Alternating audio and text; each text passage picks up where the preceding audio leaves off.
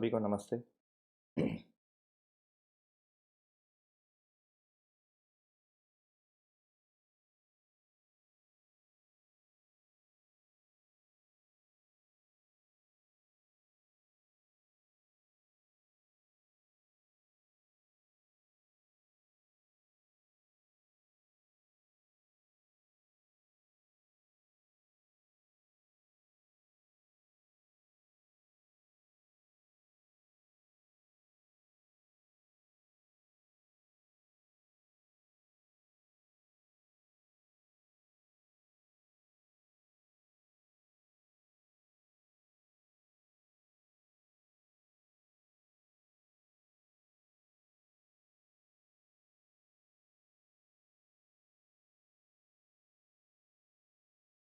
नमस्ते।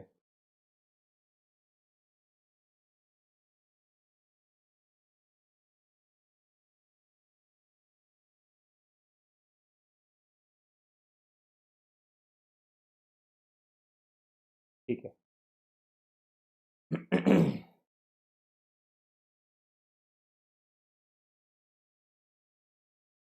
हम लोग शुरू करते हैं। सभी को नमस्ते। सबके घड़ी के समय में भी 2-3 मिनट का अंतर होगा, तो 2-3 मिनट का मार्जिन थी।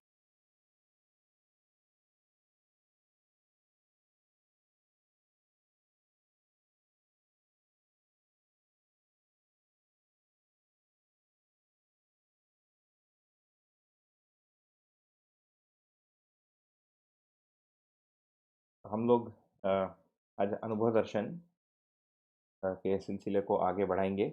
इसके पूर्व में शायद पहला और दूसरा अध्याय साधन भैया ने लिया था, साधन भट्टाचार्य जी ने।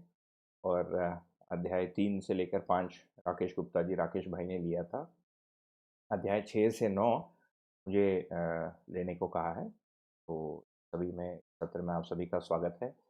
अम, मैं यदि कोई इस वीडियो को पहली बार देखने वाला है तो मेरा एक बहुत ही छोटा परिचय। मेरा नाम श्री राम नरसिम्हन है और मैं वर्तमान में पूना से बोल रहा हूँ। पिछले 10 वर्षों से मैं मध्यस्थ दर्शन का पूर्णतया अध्ययन में समय दिया हूँ। अम, अनुभव दर्शन पर बात करना एक प्रकार से थोड़ा-सा विडंबना प्रकार की स्थिति है, क्योंकि इस पुस्तक में जो स्पष्टताएँ दी है अ, के नागराज जी, बाबा जी ने, नमन, अ, वो अभी तक मानव परंपरा में ज्ञान को लेकर या अनुभव को लेकर जो भी बातें हुई है, उसको स्पष्ट करने की दृष्टि से है। तो इतने बड़े वस्तु को व्याख्या देने के लिए मैं अपने आप को बहुत ही छोटे स्तर पर पाता हूँ। ये मेरी स्थिति है। तो आपके सामने मैं अभी जो भी प्रस्तुत करूँगा वो एक विद्यार्थी के हैसियत से और शास्त्र अध्ययन से प्राप्त जो तर्क रूपी समझ मुझ में है, और उस पर जो भी थोड़ा-सा मैंने सोचा है उसको आपके सामने प्रस्तुत करूँगा। इससे अधिक अधिकार इस प्रस्तुति में नहीं है। तो आप उसको उसी स्तर पर, उसी आधार पर स्वीकारें, ये मेरी एक विनंती है। तो अनुभव दर्शन के जो मुख्य बिंदु हैं, शायद हम देखते हैं 9वें अध्याय होने के बाद यदि समय बचता है और यदि मूड बन जाता है तो 10-15 मिनट में हम रखेंगे। परंतु कुल मिलाकर मुझे लगता है अध्याय 1 से लेकर 5 तक इसकी जो मूल अवधारणाएँ हैं, वो आप सभी के सामने आ चुकी होंगी, जो कुल मिलाकर 4-5 वाक्यों में ही है। जीवन का होना, जीवन में आत्मा का अनुभूत होना, अनुभव के अवस्था में अनुभव के अवस्था में क्या स्पष्ट होता है? प्रधान रूप में जीवन का होना और आत्मा का अमरत्व स्पष्ट होना, साथ में व्यापक वस्तु का होना और जगत का होना। ये तीनों ही चीज़ें सत्य के रूप में पूज्य नागराज जी को, इनको बहुत सारे लोग महाराज जी के नाम से भी पुकारते थे। तो जैसे-जैसे अध्ययन आगे बढ़ रहा है, मेरे मन में भी बाबा जी की जगह जो शब्द है वो महाराज जी ज़्यादा उपयुक्त लगता है। अम, तब उन्होंने जो अचीव किया एक व्यक्ति के रूप में, उसकी जो ऊँचाई का सेंस जैसे-जैसे मुझ में और स्पष्ट होते जा रहा है, अम, और इसमें ये निहित है कि उस ऊंचाई के संदर्भ में मैं कहाँ अपने आप को खड़ा पाता हूँ। तो मेरे मन में भी उनके लिए महाराज जी का ही शब्द गौरव के रूप में बनता हुआ मैं पाता हूँ। तो इस पूरे पुस्तक को उन्होंने 9 अध्याय में लिखा है, तो अध्याय 6 के हम पठन को प्रारंभ करते हैं। उसमें मुझे लगता है कि ये भी कहना आवश्यक है कि ये पुस्तक वैसे काफ़ी सरल रूप से लिखी गई है और इसकी मूल अवधारणा यदि आपके सामने आ चुके हैं, तो बहुत ज़्यादा उसमें हमको मेहनत करने की आवश्यकता है, ऐसे महसूस नहीं होता है। इंटरेस्टिंगली अनुभव दर्शन के साथ मेरी जो कहानी है वो ऐसी है कि 2010 में मैं और मेरी पत्नी गौरी हम लोग 1 वर्षीय पूर्णकालीन अध्ययन शिविर के लिए अछोटी में थे। तो वहाँ पर मैं एक शिविरार्थी के रूप में था। 3-4 1 वर्षों से जो बाबा जी के साथ थोड़ी-सी बातचीत होती रही। अनुभव दर्शन को मैं एक बार पढ़ा था और योगेश शास्त्री जी को इस पुस्तक को पढ़ाना था। उनको अचानक महाराष्ट्र जाना पड़ा। तो वो एक दिन पहले मेरे पास आए और बोले, "भैया यहाँ और कोई है नहीं, इसको आप ही पढ़ा दो।" तो मैं जिस शिविर में विद्यार्थी के रूप में था, तो उन्हीं शिविरार्थियों को मुझे अनुभव दर्शन पढ़ाना भी पड़ा। तो मुझे अच्छे से याद है कि मैं सवेरे जो है मुझे शब्द समझ में नहीं पाक, परिमिति, हाँ, ये सब इसका क्या मतलब है? मैं कभी सुना ही नहीं था ये सब। तो सवेरे साधन भाई को बुलाता था, साधन भट्टाचार्य जी को अमरकंटक में। समय बाबा जी सशरीर थे 2010 में। तो सवेरे में 15-20 मिनट में उनसे शब्दों का अर्थ ले लेता था और मैंने पुस्तक में उसको लिख लेता था। तो जब अध्ययन शिविर में मैं गया, मैंने मैंने पाया कि अधिकांश लोगों के जो प्रश्न थे, ये फ्रीक्वेंटली आस्क्ड क्वेश्चन जैसा, है ना, इन्हीं शब्दों के अर्थों को ही लेकर था। तो बड़े सुखद रूप से उस शिविर का संचालन हो पाया, क्योंकि उसमें केवल शब्दों के अर्थों को ही बताना पड़ा। तो अनुभव दर्शन इंटरेस्टिंगली पूरे क्रम में चौथे नंबर पे है। ये मध्य दर्शन भाग 4 है।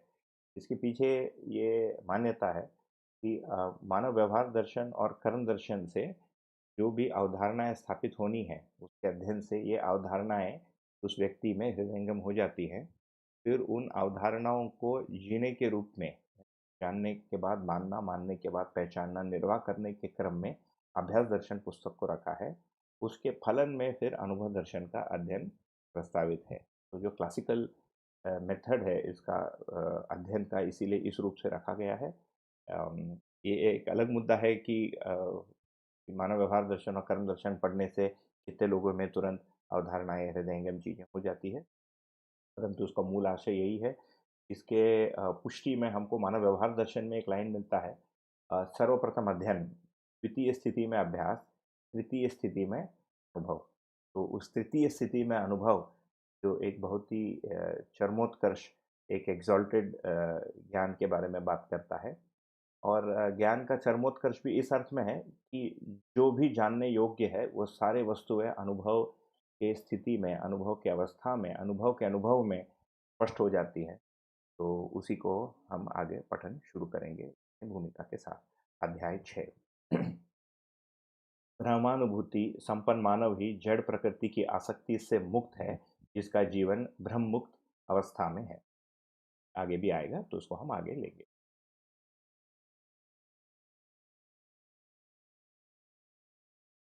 ज्ञानात्मा, जीवात्मा, जड़ प्रकृति, परमात्मा एवं उसके अनुभव चर्चा प्रसिद्ध है।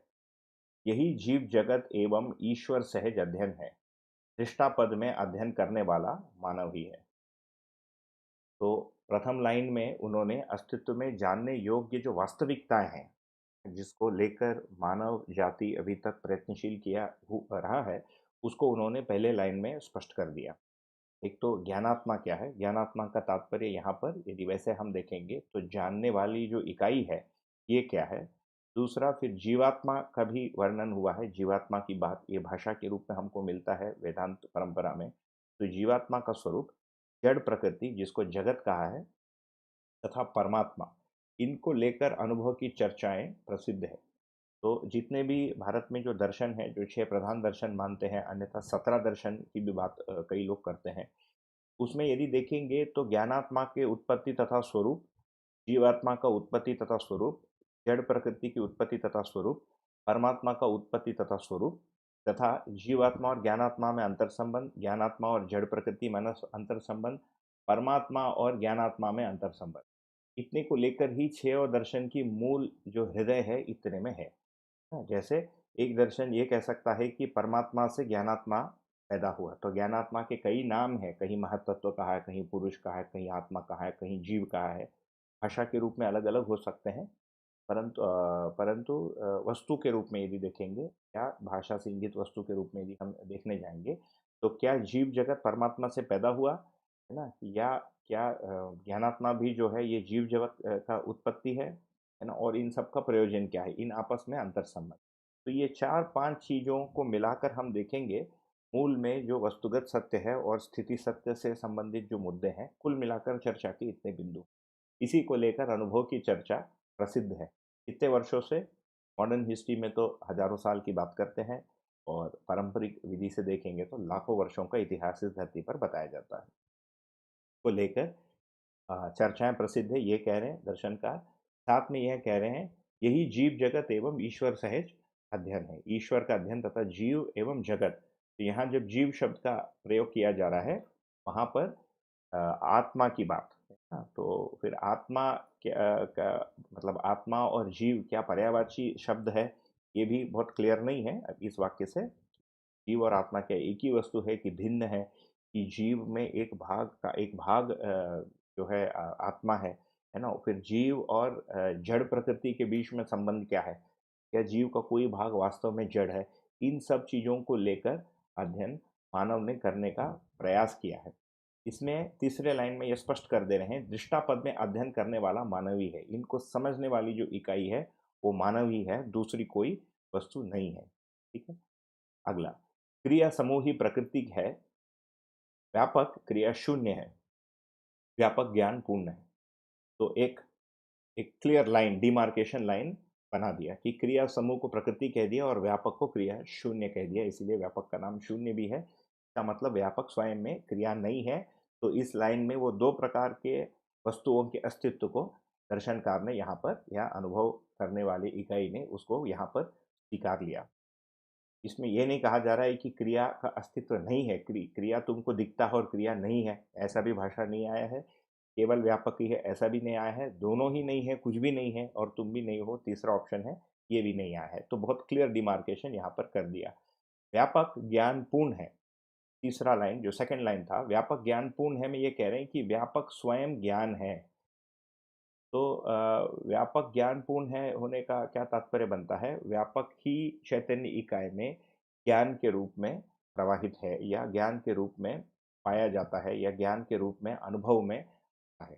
ठीक है। तो कि हम पहले जो भाषा है शून्य के लिए, जैसे क्रिया और क्रिया शून्य, तो क्रिया के संदर्भ में इस वस्तु का नाम, खाली स्थान को नाम देना बनता है क्रिया शून्य। जैसे मेरे और लैपटॉप के बीच में जो खाली स्थली है, इसका नाम हो गया शून्य, और मैं स्वयं क्रिया हूँ, लैपटॉप क्रिया, हम दोनों के बीच में जो खाली स्थली है, इसका नाम दिया शून्य। इस शून्य को यदि देखने जाएंगे, शून्य के निरीक्षण करने से यह ज्ञात होता है कि शून्य हर जगह है ना, हर जगह उपस्थित है, इसीलिए उसका नाम, ये दूसरा नाम बना उसका।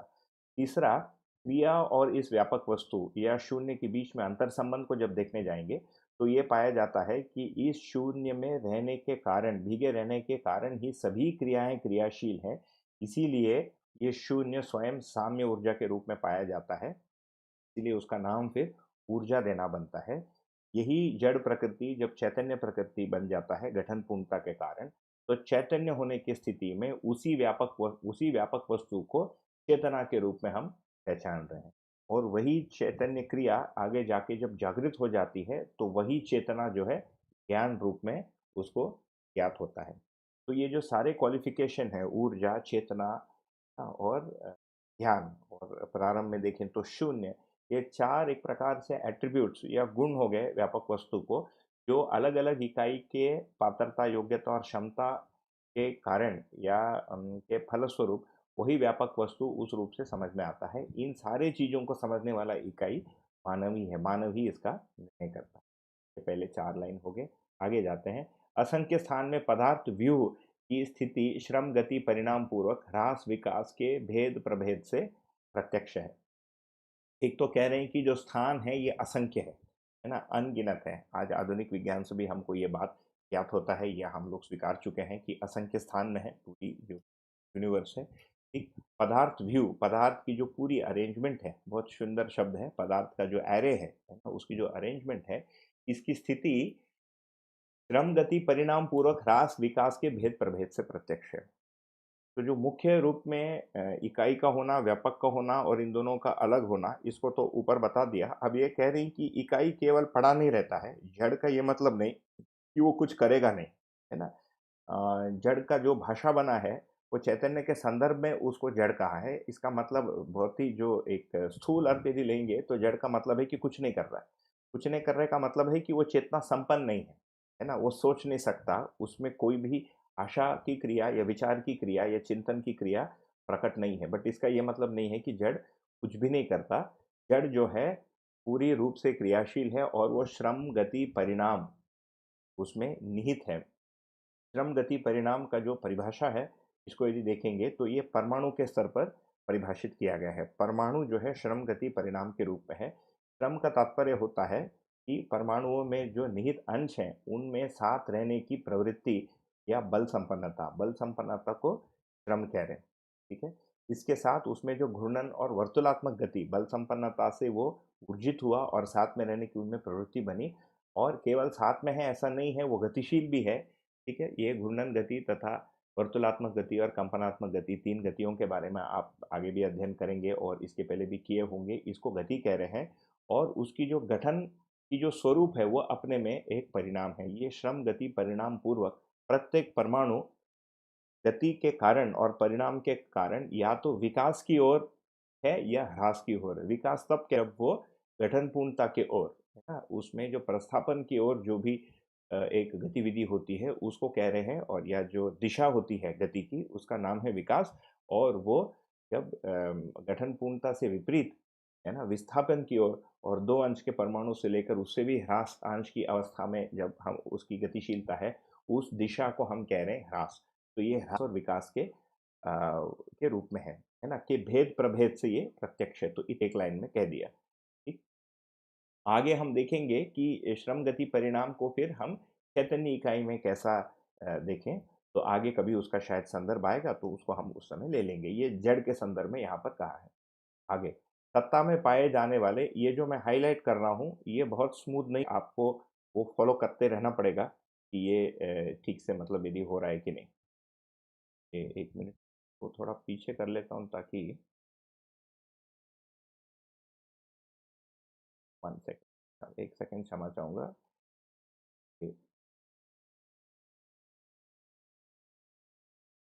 साउंड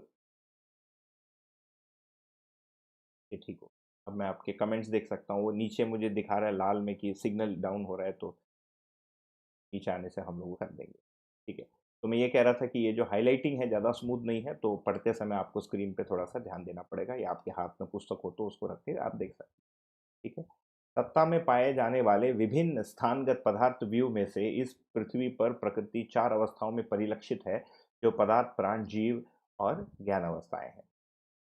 तो ये अभी इसमें दो तीन चीजें आ गई। एक तो ये जो प्रकृति है, ये सत्ता में समाहित, सत्ता में पाया जाता है, एक ये कह दिया। तो केवल सत्ता है प्रकृति नहीं है ये भी नहीं कह रहे हैं।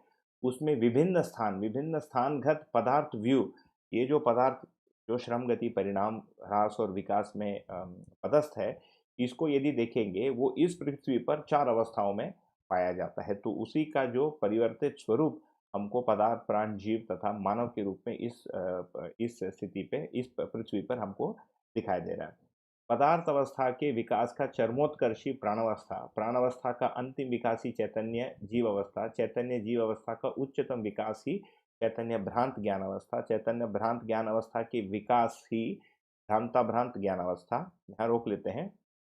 देखिए ये कह रहे हैं कि पदार्थ अवस्था में विकास का चरमोत्कर्ष प्राण अवस्था है। तो पदार्थ अवस्था में जितने परमाणुओं के होने की संभावना है, उसके बाद प्राण कोशा का रचना होना, उसका फॉन्ट बड़ा करना इससे संभव नहीं है। ये डिफ़ॉल्ट फॉन्ट है, मैं कल उसको सेट करता हूँ। ये जैसे प्रिंटेड है वैसा ही फॉन्ट है, बाबू शेख जी को बता रहा हूँ, तो फॉन्ट को कल बड़ा कर देंगे। तो ये कह रहा था कि उसका जो अंतिम विकास है, फिर उसको फिर वो सबसे ऊंचा विकास, चरमोत्कर्ष विकास का मतलब, उसको प्राण प्राण अवस्था का अंतिम विकास ही चैतन्य जीव अवस्था। इसका क्या तात्पर्य हुआ इस स्विच में? एक तो प्राण अवस्था की जो प्राण कोशिकाएं हैं उनमें से यदि देखेंगे उसका अंतिम विकास जीव अवस्था के शरीर के रचना के रूप में दिखता है। जीव अवस्था शरीर को यदि देखेंगे उसमें पुनः भूचर, जलचर और नभचर तीन श्रेणियों में हम जीवों, उसमें भी मेधस की जो भी एक विकास है या विकास की स्थिति या समृद्ध होने की जो स्थिति है, इसमें भी हमको प्रभेद दिखता है। जैसे है ना, एक इंद्रियों को ग्रहण करने योग्य मेधस, दो इंद्रिय, तीन इंद्रियों से लेकर पांच इंद्रियों को ग्रहण करने योग्य मेधस तक हमको जीव अवस्था में दिखता है। साथ में ये तो यहाँ पर जब बात कर रहे हैं तो ये जड़ प्रकृति की बात कर रहे हैं, साथ ही चैतन्य जीव अवस्था की उच्चतम विकास ही चैतन्य भ्रांत ज्ञान अवस्था है। अब जीव अवस्था को यहाँ पर आके चैतन्य जीव अवस्था कह रहे हैं। तो जो पदार्थ का जो डेवलपमेंट, जो विकास होता रहा, वो जीव अवस्था के शरीर तक उसकी पूरी विकास बन गई। साथ में चेतना की भी उत्पत्ति एक प्रकार से प्रकटन हो गया, जड़ परमाणु ही चैतन्य परमाणु बन गया। और इन दोनों के सहस्तित्व से, इन दोनों के सहवास से, इन ये ना चैतन्य और शरीर के साथ रहने फिर हमको जीव अवस्था और चैतन्य भ्रांत ज्ञान अवस्था मिलता है। चैतन्य भ्रांत ज्ञान अवस्था का विकास ही भ्रांता भ्रांत ज्ञान अवस्था।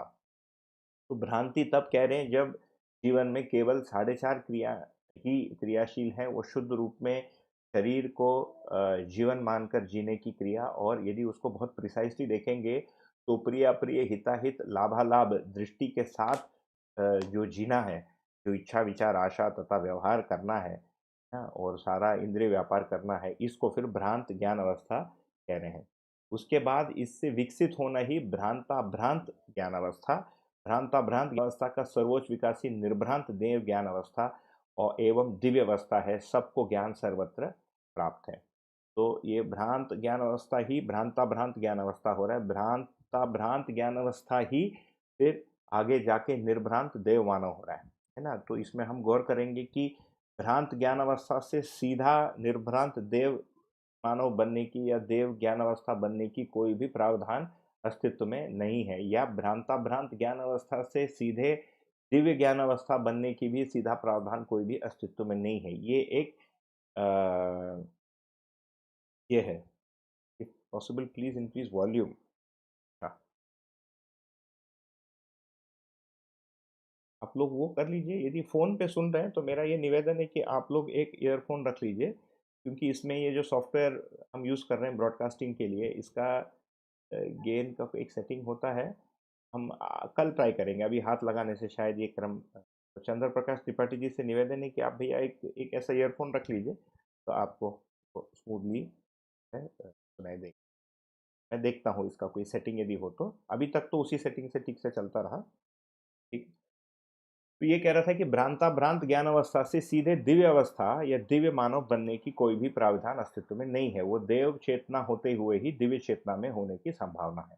आप में से जो लोग अभ्यास दर्शन के आखिरी के अध्याय को हम लोग साथ में किए थे, उसको यदि हम यहाँ पर स्मरण करेंगे तो हम ये पाएंगे कि भ्रांत ज्ञान अवस्था से विकसित होकर अवधारणा के आसपास की स्थिति में ना, ये मानव चेतना या मानवतापूर्ण जीवन का ज्ञान, विकसित चेतना का ज्ञान अवधारणा में आता है। जैसे मान लीजिए अमरत्व यदि स्वीकार हो गया साक्षात्कार पूर्वक, है ना, तो ये विकसित चेतना है, ये पता चलता है। वैसे ही न्याय धर्म सत्य की जो दृष्टियां हैं, है ना, न्याय न्याय धर्माधर्म सत्यासत्य दृष्टियों की साक्षात्कार के साथ ये समझ में आता है हित लाभालाभ जो भी दृष्टियां है उसके साथ जीना, ये एक भिन्न स्तर का चेतना है। और न्याय न्याय धर्माधर्म सत्यासत्य दृष्टि के साथ उसके ज्ञान के साथ व्यवहार करना, ये विकसित चेतना। तो इस प्रकार से भ्रांता भ्रांत स्थिति के ज्ञान को हम पाते हैं। उसी को आगे जाके आप स्मरण करेंगे पुनः अभ्यास दर्शन को यहाँ पर, उसी को आगे जाके निर्भ्रांति की स्थिति में साधक अपने को पाता है। और देव मानव और देव अवस्था और दिव्य अवस्था, यहाँ जो लिखा अवस्था लिखा है, तो देव अवस्था और दिव्य अवस्था या देव चेतना से संबंधित ज्ञान और दिव्य चेतना से संबंधित जो ज्ञान है ना, ये होने से फिर उस जीवन की जो स्थिति है वो निर्भ्रांति के रूप में समझ में आता है। तो यही जो है ये भ्रांता भ्रांत से निर्भ्रांत देव अवस्था का ज्ञान होना और अनुभव में फिर तीनों चेतनाओं का ज्ञान समाहित हो जाता है। उसके बाद वो क्रम से प्रमाणित होता है। तो वही जो प्रमाणित होने के क्रम में वो भ्रांता भ्रांत जैसे दिखता है, वही मानव जब मानव चेतना के रूप में प्रमाणित करता है परिवार की सीमा में, वही फिर देव चेतना के रूप में प्रमाणित करता है और दिव्य चेतना के रूप में प्रकटन में श्रेष्ठता को पाता है, तब पुनः भ्रांता भ्रांत का प्रमाण और निर्भ्रांत स्थिति की प्रमाण को हम पाते हैं। तो ये एक प्रकार से पदार्थ से प्राण, प्राण से जीव, चैतन्य जीव अवस्था, चैतन्य जीव अवस्था से भ्रांतिपूर्ण मानव, है ना, और भ्रांतिपूर्ण मानव से भ्रांता भ्रांत, भ्रांता भ्रांत से निर्भ्रांत होना, निर्भ्रांत से पूर्ण जागृति होना, फिर उसके बाद वापस मानव, देव मानव, दिव्य मानव के रूप में प्रकट होना। तो एक पूरी प्रकृति को यदि देखेंगे यहाँ पर, पूरे प्रकटन का एक सिलसिला यहाँ पर बहुत ही स्पष्ट रूप से एक हमको दिखता है, जो एक एवोल्यूशनरी एक डिज़ाइन अस्तित्व का हमको इस दर्शन में पहली बार इस रूप से स्पष्ट रूप से हमको मिलता है। मैं इसके चर्चाओं में शायद थोड़ा-सा मतलब परंपरागत चीज़ों परंपरागत दर्शन, विचार तथा शास्त्रों में किन्हीं चीज़ों को लेकर कुछ कहा गया है, उसको एड्रेस करने के लिए लगता है कुछ लाइन यहाँ पर लिखी गई हैं, इसीलिए उसके संदर्भ को मैं उस रूप से रखूँगा जब भी मुझे ऐसा लग महसूस होता है। नहीं तो जब केवल दर्शन की ही बात हो रही है, तो उसको भी हम ऐसे सीधे रखेंगे। ठीक है। ज्ञानात्मा का अंतिम विकास ब्रह्मानुभूति ही है। तो ये स्पष्ट है, ये फाइनल विकास है। इससे अधिक विकास या जागृति ज्ञानात्मा में नहीं है। ब्रह्मानुभूति का मतलब ही है अस्तित्व अनुभूति, उसका मतलब ही है सहअस्तित्व अनुभूति, उसका मतलब ही है आत्मा का प्रत्यावर्तन, है ना, उसका मतलब ही है ब्रह्म ज्ञान, है ना, उसका मतलब ही है प्रेमानुभूति। ये सारी वस्तुएं इंगित करती हैं। ज्ञान में ही ज्ञानात्मा का अनुभव पूर्ण होता है। बहुत ही सुंदर। किसमें अनुभव पूर्ण होता है? अंततः जिस ज्ञान में भीगे रहने से हम चेतना संपन्न हैं और जिस चेतना के विकास के कारण हमको क्रमशः अस्तित्व का दर्शन होते जा रहा है, और वो अंततः उसी ज्ञान, उसी व्यापक रूपी ज्ञान का ही अनुभव हो जाना, है ना। तो ज्ञान का ही ज्ञान हो जाता है अनुभव में कि ये जो वस्तु है ये ज्ञान के रूप में है। यही ज्ञान में ही ज्ञान आत्मा का अनुभव पूर्ण होने का मतलब है। यही चेतना त्रय के रूप में प्रकट होने से जागृति नाम है, इसमें संदिग्धता नहीं है। तो ये तो पूरा एक तो पूरा जागृति क्रम है। जागृति क्रम को हम वहां से कह रहे हैं जब भ्रांत मानव से लेकर निर्भ्रांत अनुभवपूर्ण अवस्था तक, ये पूरी जो है ये जागृति क्रम के रूप में है। जब जीव अवस्था की बात करते हैं तो वहां पर उसको जीवनी क्रम कहा है। तो जीवावस्था में वो जीवनी क्रम है, आगे जाके मानव में वो जागृति क्रम के रूप में पता चलता है। तो जागृति के क्रम में पहले मानव चेतना का ज्ञान, उसके बाद देव चेतना से संबंधित ज्ञान, उसके बाद अनुभव में पूर्ण ज्ञान, फिर वही जो है चेतना त्रय के रूप में, जो कुछ ही समय पहले मैंने आपको कहा था कि यही चेतना त्रय के रूप में प्रकट होने से फिर जागृति तथा जागृति के प्रमाण के रूप में है। इसमें संदिग्धता नहीं है, है ना। This there is no doubt in this fact, इसको कह रहे हैं। तो ना एक बार मैं ये सिग्नल देखते रहूं, ये सिग्नल में यदि दिक्कत आती है तो आप लोग एक बार वहां इंगित कर दीजिए। चले गया, क्षमा, ये कहा गया है, फिर कुछ कर दिया।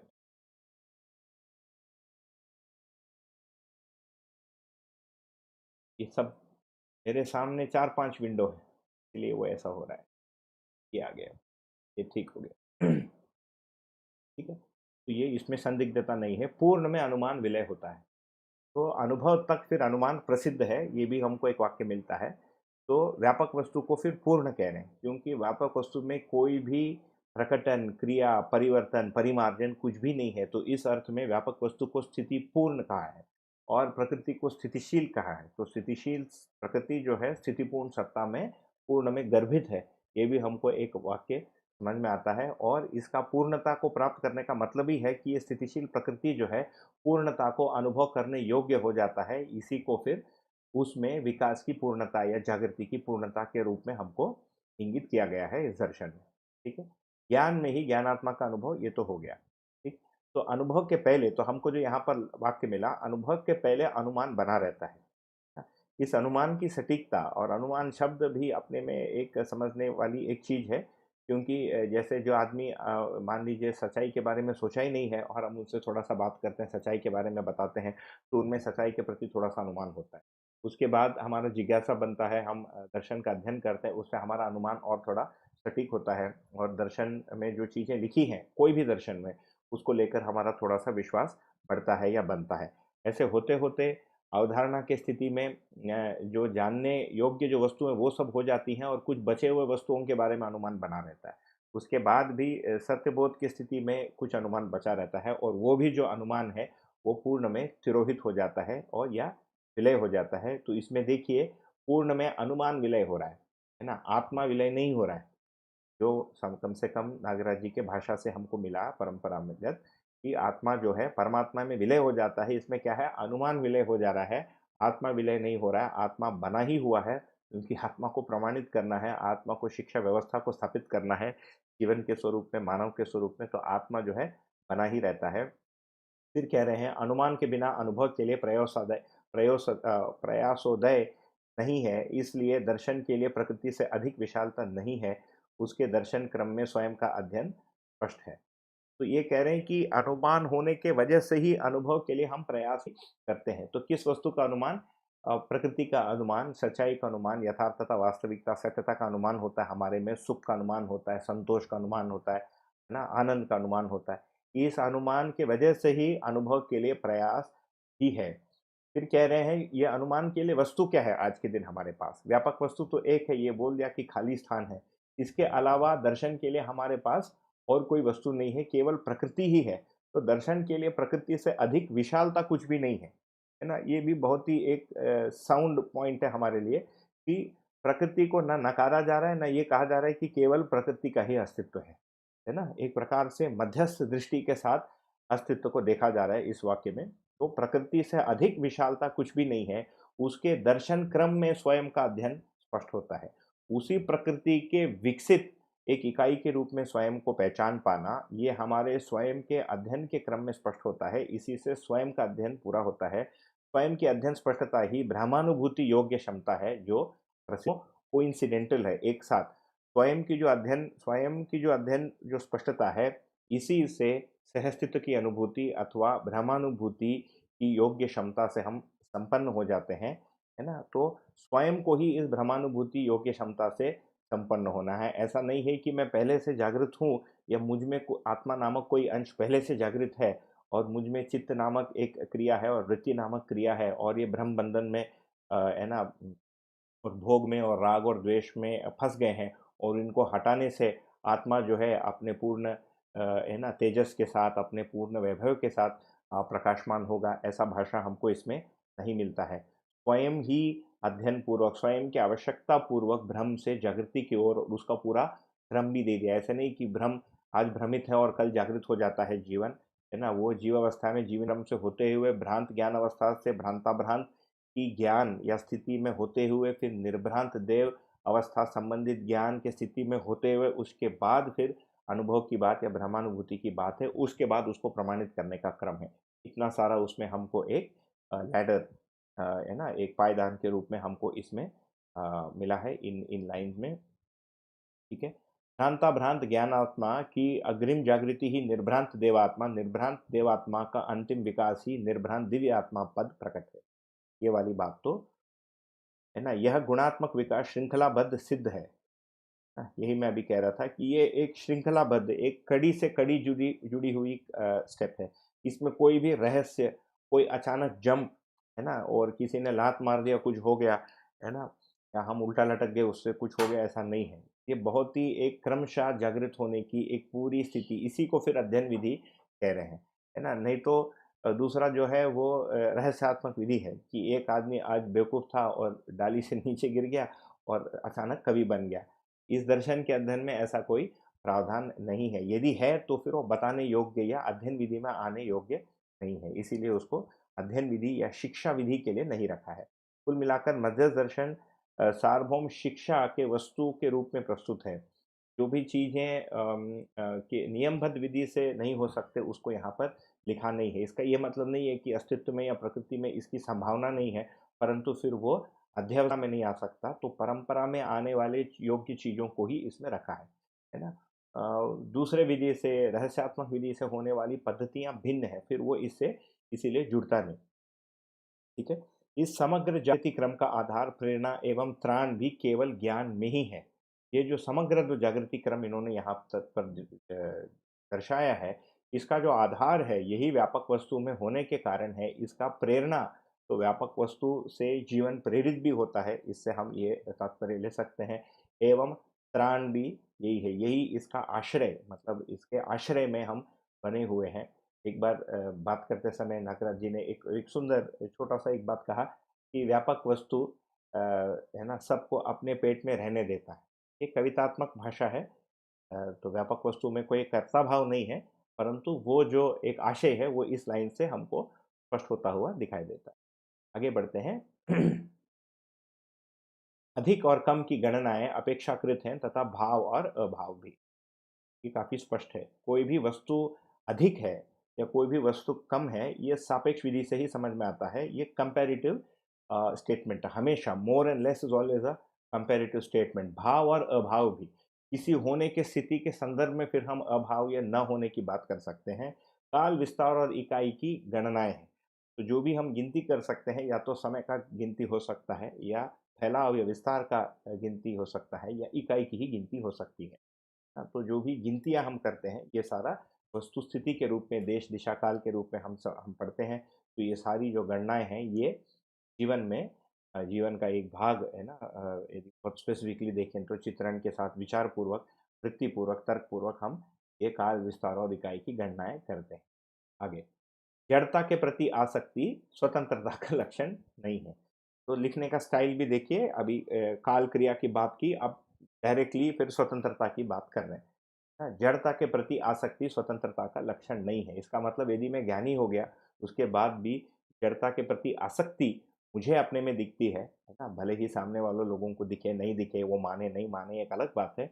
तो ये मेरा स्वतंत्र होने का लक्षण नहीं है। उससे मुक्त होने के लिए उपदेश है, यह जागृति के लिए प्रेरणा है। तो जड़ता के आसक्ति से मुक्त होने के लिए फिर उपदेश दिया जा रहा है। इसका क्या तात्पर्य बनेगा, इस पर थोड़ी-सी मैं कब कुछ पूछा भी था नागराज जी से, कुछ सोचा भी हूँ इस पे। तो ये जड़ता से मुक्त होने की अवस्था आगे जाके हम एक प्रकार से भ्रांताभ्रांत के ज्ञान के स्थिति से निर्भ्रांत की स्थिति के लिए जो जिज्ञासा बनता है साधक में, है ना, जिसको स्वतंत्रता के लिए हम प्रयास करेंगे, तो उस स्वतंत्रता के प्रयास के अर्थ में फिर ये वाक्य है। क्योंकि शुरुआती क्रम में जैसे मान लीजिए भ्रांत अवस्था में एक व्यक्ति है, तो उनका सर्वप्रथम जो लक्ष्य बनता है, वो भ्रांताभ्रांत अवस्था, मतलब जानकारी को प्राप्त करना, साक्षात्कार करना, है ना? साक्षात्कार पूर्वक जी पाना, अभ्यास पूर्वक, या साक्षात्कार के लिए अभ्यास करना। तो कुल मिलाकर दीनता, हीनता, क्रूरता से धीरता, वीरता, उदारता में गुणात्मक परिवर्तन होने के लिए प्रिय-अप्रिय, हिताहित, लाभालाभ दृष्टि से न्याय-अन्याय, धर्माधर्म, सत्यासत्य दृष्टि में गुणात्मक परिवर्तन होने के लिए, और ये आहार, निद्रा, भय, मैथुन संबंधी विषय प्रवृत्ति से लेकर व्यवस्था में जीना, परिवार व्यवस्था में पुत्रेषणा, वित्तेषणा, लोकेषणा पूर्वक, हाँ, अखंड सामाजिकता को स्वीकारते हुए जीने के लिए हमारे में गुणात्मक परिवर्तन के लिए हम अभ्यास के लिए इसमें जो भी स्वधन, स्वनारी, स्वपुरुष तथा असंग्रह पूर्वक जो भी प्राप्त धन है, ये स्वधन के रूप में है ना? और इसको भोगना, है ना, जिसको उपभोग कहा है, जो हम प्रीवियस जब आप में से जो लोग अभ्यास दर्शन वाले सत्र में थे, उसमें एक हमको परिभाषा मिलता है, अप्रधान रूप में किया हुआ भोग ही उपभोग है ना? तो ये हम उस समय पढ़े थे कि भ्रांत अवस्था में ये वरीयतम रूप में रहता है, और आगे अध्ययन के स्थिति में जब मान्यतापूर्ण जीवन के आसपास हम आ जाते हैं, तो ये अप्रधान रूप में हो जाता है, और उसके बाद ये नगण्यता के रूप में निर्भ्रांति की स्थिति में, इस रूप से भोग वस्तुओं की एक श्रृंखला है। भोग वस्तुओं के प्रति हमारी जो एक आकर्षण है, वो इस क्रम से श्रृंखला है। कि इसीलिए भी मुझे लगता है हम जैसे विद्यार्थियों के लिए ध्यान में रखना आवश्यक बनता है।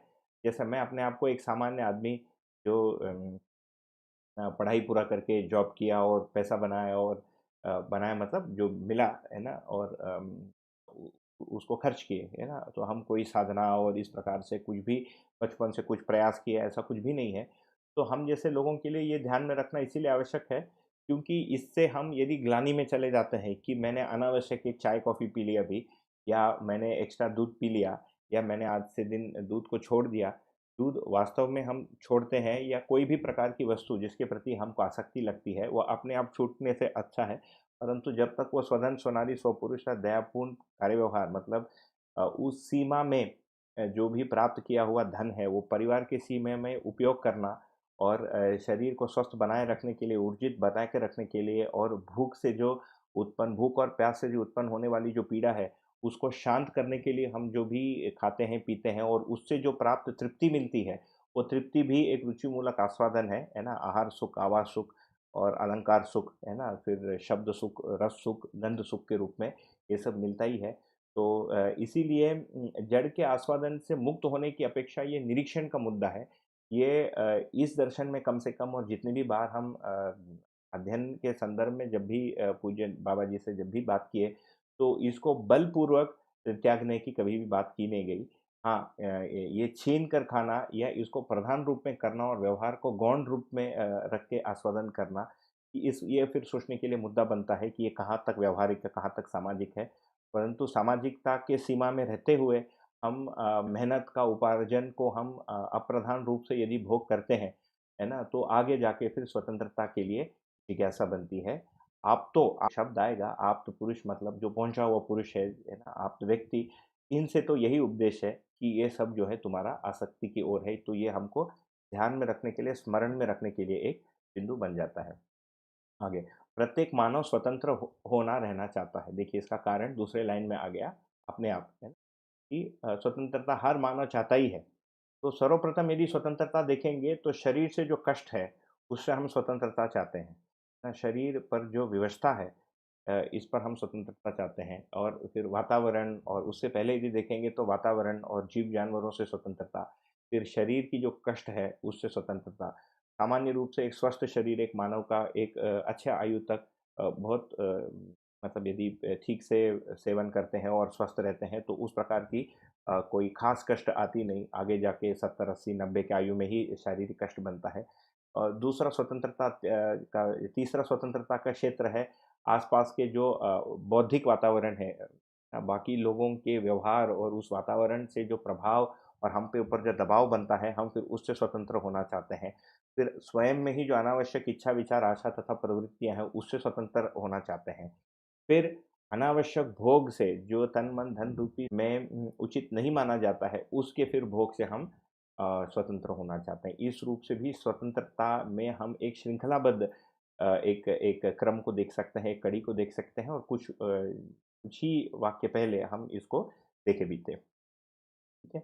अनुभव समुच्चय ही स्वतंत्रता है। अंततः अनुभव समुच्चय को स्वतंत्रता कह रहे हैं। हम अनुभव समुच्चय किसको कह रहे हैं?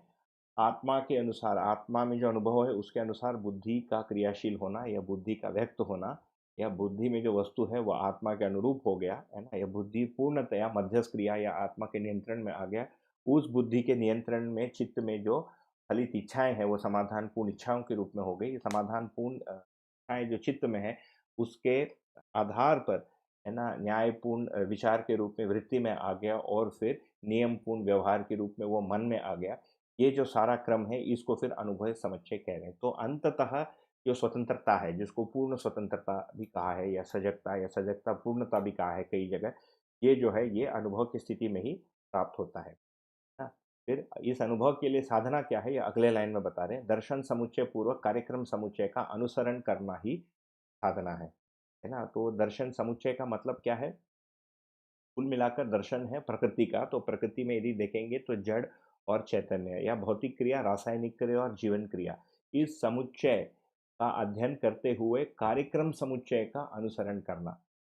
तो साधना के लिए देखिए बहुत शॉर्ट में दिया है, तीन क्रियाओं का अध्ययन, भौतिक, रासायनिक तथा जीवन क्रियाओं का अध्ययन पूर्वक आर्थिक, सामाजिक तथा राजनैतिक कार्यक्रम, दूसरे भाषा में उत्पादन संबंधी कार्यक्रम, सदुपयोग संबंधी कार्यक्रम तथा सुरक्षात्मक कार्यक्रम, जो अर्थ नीति, धर्म नीति और राज्य नीति के रूप में हमको समझ में आता है, वही बौद्धिक नियम, सामाजिक नियम, प्राकृतिक नियम, संबंधों का पहचान, मूल्यों के निर्वाह के रूप में भी हम देखे हैं, है ना? इसका अनुसरण करना ही साधना है। मतलब इसके स्वरूप में स्वयं होने के लिए हम जो अभ्यास, प्रयोग, विचार और प्रवृत्ति हमारे में होती है, इसका नाम साधना है, फलतः अनुभव है। इसके फलन में अनुभव है। तो स्वतंत्र होने के लिए तुमको क्या करना है, वो एक लाइन में यहाँ पर बता दिया है। आगे, मानव में अनादिकाल से अमरत्व एवं अजेयत्व की कामना विद्यमान है। मानव पराजय नहीं चाहता है। अमरत्व का मतलब स्पष्ट है, मैं कभी मरना नहीं चाहता हूँ, बना ही रहना चाहता हूँ। ये आदिकाल से हमको मानव में ये अपेक्षा दिखती है। साथ में अजेयत्व की कामना, है ना? कभी हारना नहीं चाहते हैं। मैं कभी गलत नहीं होना चाहता हूँ, है ना? वो हर बच्चे में हमको दिखता है, कोई भी बच्चा गलत नहीं होता है। किसी भी अभी हमारी बेटी 5 साल की है, होने वाली है, उसको यदि बोला कि तुमको ऐसा नहीं करना चाहिए था, तुमने ऐसा कर दिया, तो वो हम पर भड़क जाती है ना? कि मैं ठीक ही कर रही थी, तुम ही गलत करती हो। आजकल ये दिखाने लग गई है मुझे कि तुम कितने विधि से गलत करते हो। हाँ, तो फिर मेरा बोलने का अधिकार को धीरे-धीरे वो मुझसे छीन रही है कुल मिलाकर। तो ये अमरत्व और अजेयत्व का कामना हमको हर मानव में मिलता है। कोई भी मानव पराजय नहीं चाहता है। मानव में बल, बुद्धि, रूप, धनात्मक विभूतियाँ की उपलब्धियाँ प्रत्यक्ष है ना? तो ये इसको विभूतियाँ कहाँ है? मतलब ये एक प्रकार से 5 ऐश्वर्य के रूप में भी हम समझते हैं या पढ़े हैं। रूप, बल, धन, पद और बुद्धि के रूप में प्रत्येक मानव का ऐश्वर्य है ना? फिर बताते हैं अजेयत्व और अमरत्व कैसा बनेगा अगली लाइन में। निर्भ्रम अवस्था में बुद्धि अजय और आत्मा अमर है जिसका अनुभव प्रसिद्ध है। तो 2 चीज़ों का अनुभव आ रहा है इसमें, एक तो बुद्धि अजेय है, अभी बुद्धि को जीता नहीं जा सकता। इसका मतलब बुद्धि में सत्य बोध हो गया और आत्मा अमर है। जीवन के अमरत्व के बारे में हम सुने ही हैं क्योंकि जीवन कभी भी विघटित नहीं होता, परंतु स्वयं के अमरत्व का जो अंतिम स्वरूप या अंतिम अनुभव की जो स्थिति है, वो आत्मा में होने वाला प्रत्यावर्तन पूर्वक ही स्पष्ट होता है, वही आत्मा में अमरत्व के रूप में समझ में आता है। इन दोनों का ही फिर अनुभव होता है। बुद्धि में जो सत्य बोध है, इससे पता चलता है या ये आत्मा को ज्ञात होता है कि अभी इस बुद्धि को हराया नहीं जा सकता क्योंकि इसमें ये पूरी तरीके से सत्य में आप्लावित हो गया। इसके पहले भ्रमित बुद्धि देने की संज्ञा बनती है ना? भ्रमित बुद्धि में बुद्धि स्वयं को मैं मानता है और मूल्यांकन में उससे उससे समात्मक मूल्यांकन में गलती करने की संभावना बनी रहती है ना? तो ये यहाँ पर ध्यान देने का मुद्दा है। बुद्धि अजेय जब हम कह रहे हैं, इसका ये मतलब नहीं है कि बुद्धि जो है अपराध प्रवृत्ति में जाएगा, ये संभावना चित्त तक ही है ना? तो जो भी विषमात्मक जो भी आवेश हैं, ये चित्त तक ही परमिटेड है जीवन में, उससे ज़्यादा उससे आगे विषमात्मक आवेश जाता नहीं, परंतु जो सम के अर्थ में मूल्यांकन है ना? उसमें जो अधिमूल्यन या निर्मूल्यन, अवमूल्यन की जो संभावना है, ये जो है अहंकार में बना रहता है, भ्रमित बुद्धि को अहंकार संज्ञा है, वो कब पूरा हो जाता है? वो सत्य बोध से पूरी रूप से अजेयत्व स्थिर हो जाता है या स्थापित हो जाता है, ये इस वाक्य का मतलब है। निर्भ्रम अवस्था में जीवन स्वयं अमर और अजय है, ये क्लियर हो गया। तो पूरा ही जीवन और अमरत्व की छाप बन जाती है, यही संप्रभुता है। हाँ, तो संप्रभुता एक शब्द है, मैं इन शब्दों से कई वर्षों तक डरता रहा।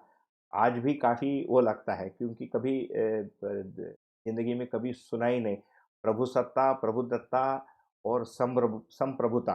हाँ, तो मुझे ये पल्ले ही नहीं पड़ता था। वैसे ही 4 शब्द संस्कृति, सभ्यता, विधि, व्यवस्था।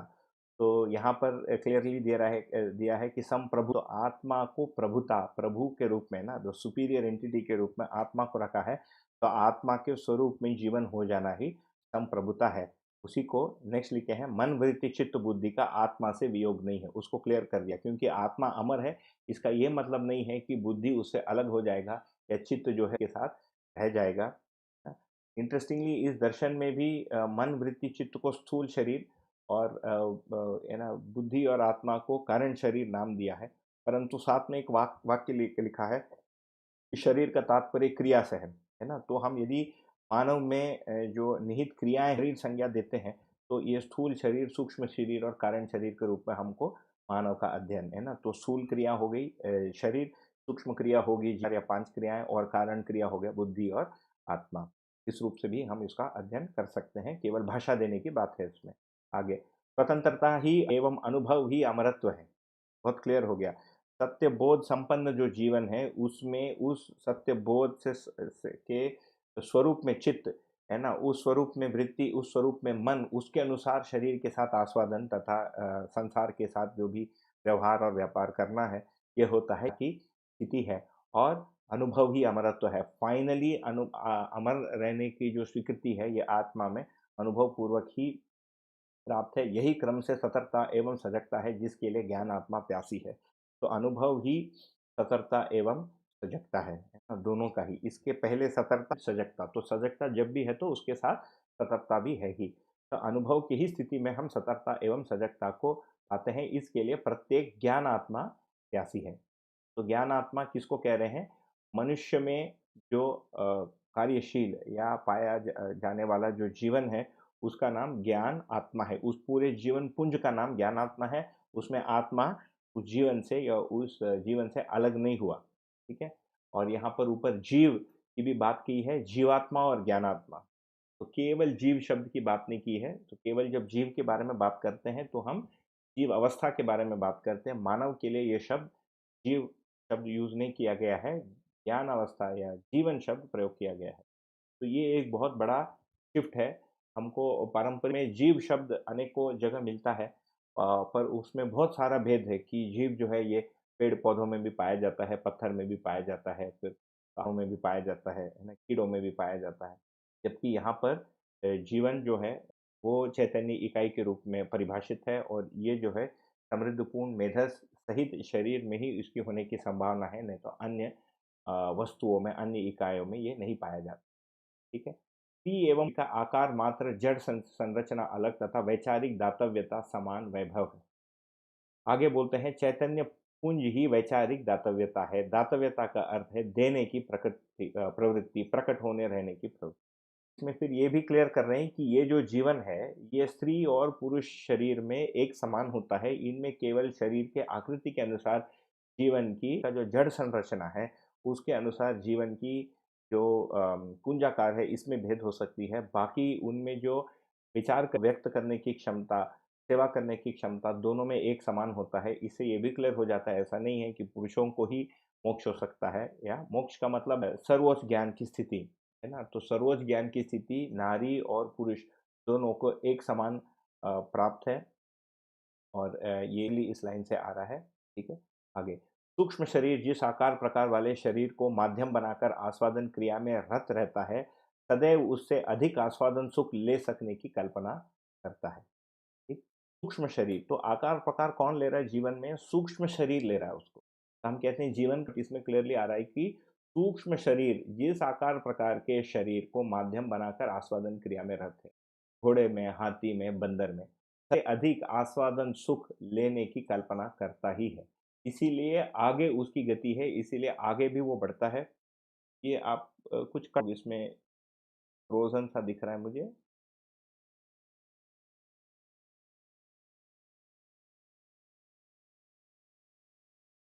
कोई इसमें शायद रुक गया है।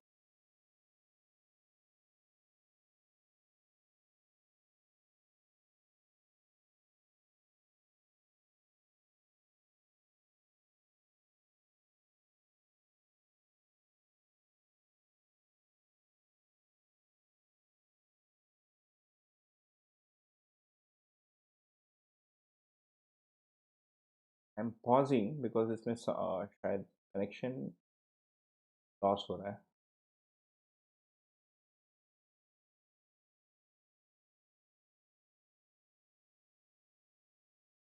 मैं से करके देखता हूँ। कल कर नहीं सकते, ब्रॉडबैंड सिग्नल ही है ये।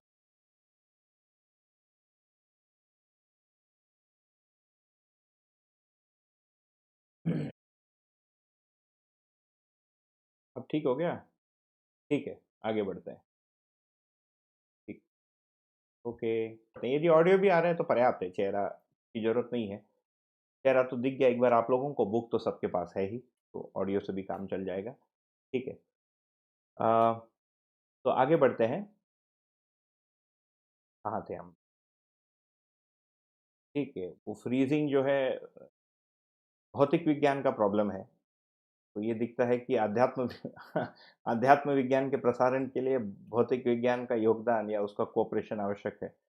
बिना भौतिक विज्ञान के अध्यात्म विज्ञान का गति नहीं है। इसका प्रमाण है फ्रीजिंग और साउंड नहीं आना। चलिए, सूक्ष्म शरीर जिस, ये तो हो गया। इसी क्रम में मानव शरीर का भी प्रादुर्भाव हुआ है। इससे अधिक की संभावना नहीं है ना? तो ये स्त्री शरीर और सूक्ष्म शरीर, ये स्त्री शरीर और पुरुष शरीर की बात हुई। उसके बाद जीवन का अनेक-अनेक शरीरों को लेना और उससे फिर अधिक आस्वादन सुख की अपेक्षा करना, इसी क्रम में फिर मानव के शरीर का प्रकटन हुआ है, ये कह रहे हैं। तो एक प्रकार से ये हम अनुमान लगा सकते हैं इस वाक्य से, यहाँ पर बहुत वैसा लिखा नहीं है कि जीवन में जो उस शरीर के आकार से अधिक आस्वादन लेने की जो आवश्यकता है, उसके कारण या उसको प्रकृति उससे विकसित शरीर के रूप में पूरा करता है। इट इज़ लाइक एक कनेक्शन है ना, जो हम कहते हैं कि संपूर्ण ये सहअस्तित्व जो है नित्य प्रभावी है और हर जगह इसका प्रभाव है।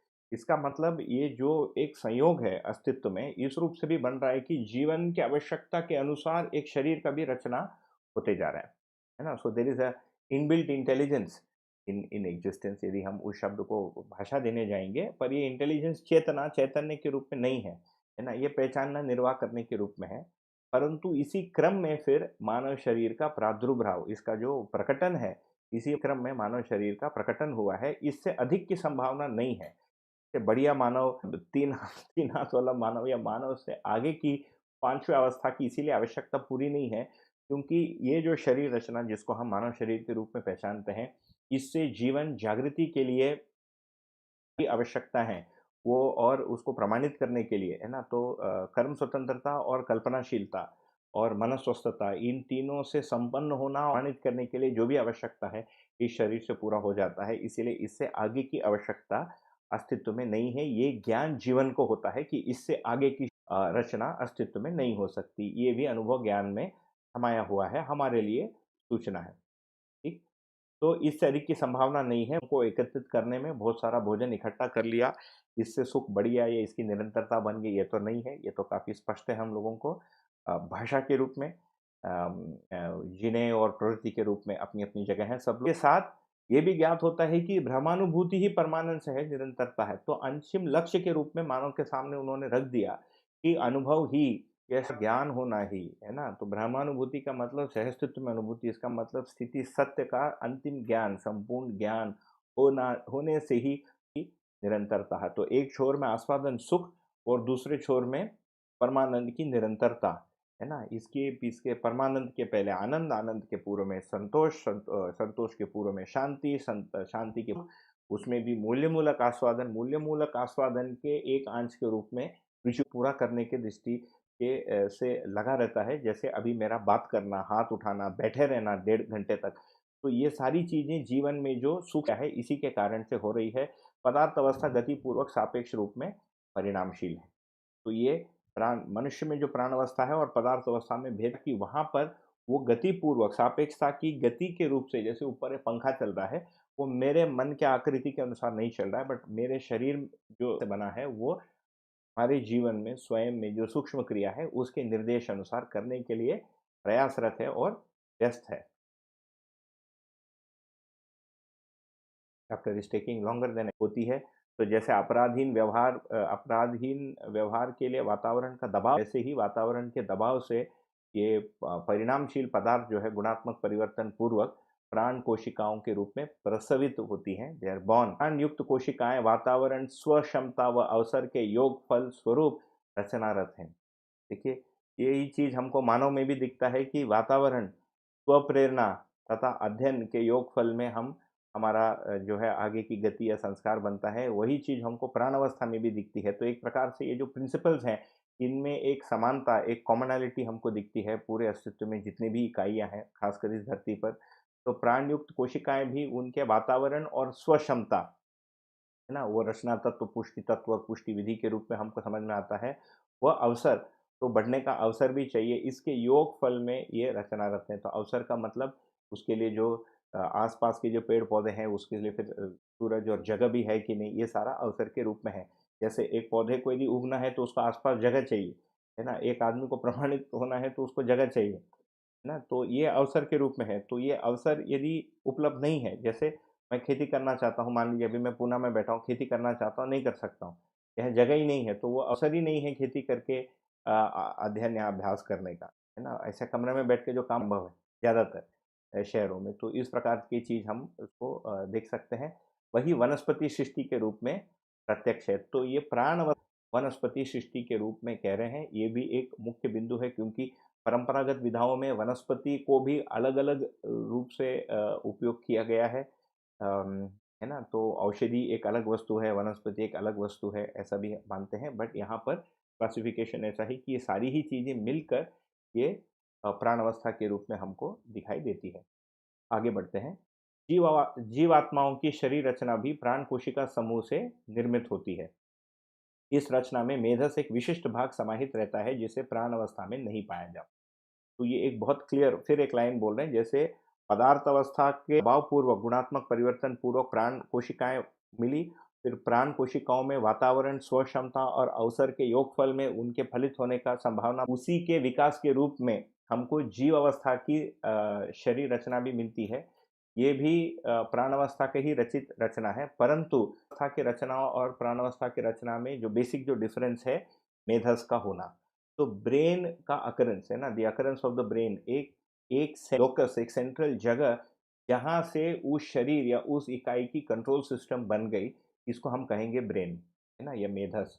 तो बम्बई भाषा में खोपड़ी कहते हैं उसको। तो ये अम, ये जो ब्रेन है ना, तो इसमें तो इसका मतलब हुआ कि जहाँ से हमको वहाँ से फिर जीव अवस्था है। तो यहाँ पर ये वाक्य नहीं आया है, परंतु कई ऐसी शरीर रचनाएँ रहेंगी, जिसमें हमको जीवन नहीं, वो भी जीव अवस्था में ही हमको गणना पड़ेगा। जैसे ये हो गया अपना चींटी हो गया, है ना? और मान लीजिए मेढक हो गया और मच्छर हो गए, इसको कहाँ रखेंगे? तो ये सब फिर जीव अवस्था में ही आएँगे, ज जहाँ-जहाँ हमको ब्रेन दिखता है। तो ब्रेन एक का होना, फिर आगे जाके उसमें सेंट्रल नर्वस सिस्टम का होना, है ना? और बाकी ज्ञानवाही तंत्र और क्रियावाही तंत्र, वो सब उसके डिटेल हैं। बट कुल मिलाकर यहाँ जो विभाजन रेखा है कि प्राण कोशिकाओं से रचित रचनाएँ जब भी उसमें जो ब्रेन से वही प्राण अवस्था की क्रिया संचालित होने लग गई, उसको वो जीव अवस्था कहने लग गए। उसमें जब समृद्ध मेधस या समृद्धिपूर्ण मेधस आ गया, तो उसमें जीवन का हो गया, तो ये जीवन सहित जीव अवस्था हो गए, और उसमें समृद्धिपूर्ण मेधस जब उसी में रचित हो गया, तो उसको फिर ज्ञान अवस्था या मानव कह रहे हैं। तो ये भी हमको एक विशेष चीज़ मिलती है, और इसको उन्होंने अनुभव दर्शन में रखा है ना? तो ये अनुभव के से संबंधित अवधारणा और अनुभव पूर्वक जो ज्ञान हुआ, है ना? वो उसमें इसका गणना है। हाँ? ये देखिए, ये जो लाइन, ये कहीं मतलब आफ्टर थॉट के रूप में नहीं लिखा है कि अनुभव तो मेरा हो गया और बाय द वे प्रकृति भी ऐसी है। ये भाषा नहीं है। ये अनुभव ज्ञान से संबंधित है, तो उससे उसको हमको उस रूप से स्वीकारना चाहिए, उस रूप से हमको देखना चाहिए। ठीक है? वातावरण अनुसार जिसे प्राण अवस्था में नहीं पाया जाता, ऐसे शरीर द्वारा जीवात्मा आशापूर्वक भोगों में व्यस्त रहता है, जो प्रत्यक्ष है। ये हो गया। फिर ये तो क्लियर है कि शरीर द्वारा जीवात्मा आशापूर्वक भोगों में व्यस्त होता है। इसमें वो आ गया कि मेधस संपन्न जो जीव अवस्था की जो शरीर है, वो जीवन सहित जब हो जाता है, तो उसमें जीवात्मा आशापूर्वक भोगों में व्यस्त है। ये तो हमको दिखता ही है, जैसे गधा, घोड़ा सब में। फिर आगे लाइन, वातावरण अनुसार जीवात्मा के शरीर तथा उनकी आशा में परिवर्तनशीलता प्रत्यक्ष होती है। यही प्रक्रिया विषय परिणाम को प्रकट करती है। तो इसमें ये कह रहे हैं कि ये जीवात्मा जो होता है, जिस जीव अवस्था की इकाई में जीवन भी है, इनमें वातावरण के अनुसार उनके शरीर में परिवर्तन होता है, उससे उनके आशा में भी परिवर्तन होता है। यही प्रक्रिया विषय परिणाम को प्रकट करती है। ठीक है, तो तो इसमें यदि देखेंगे, इनफैक्ट एक बहुत सिमिलर चीज़ हम मानव में भी देख सकते हैं।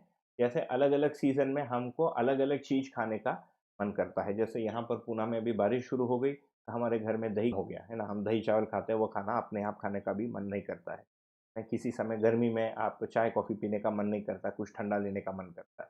तो ये प्रकार से जो वातावरण यहाँ पर शरीर भी हो गया, और शरीर से बाह्य वातावरण, इससे आशा पर प्रभाव पड़ता है। यही चीज़ हमको जीवों में भी दिखती है, परंतु अंतर क्या हुआ?